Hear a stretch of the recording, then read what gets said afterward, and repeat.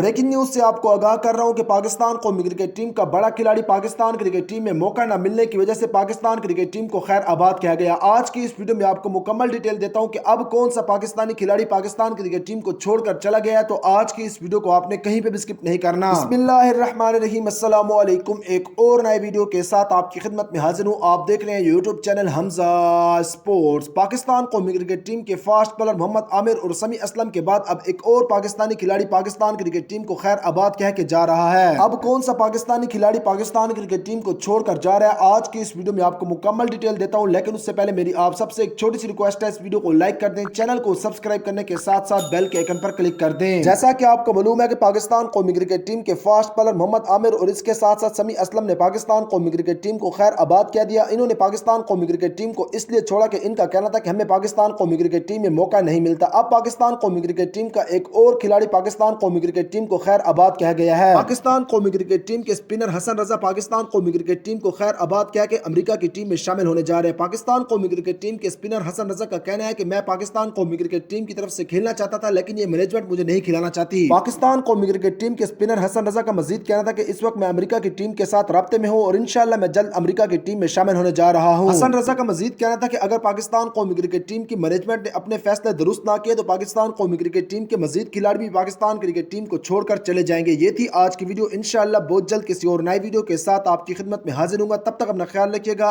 अल्लाह हाफिज।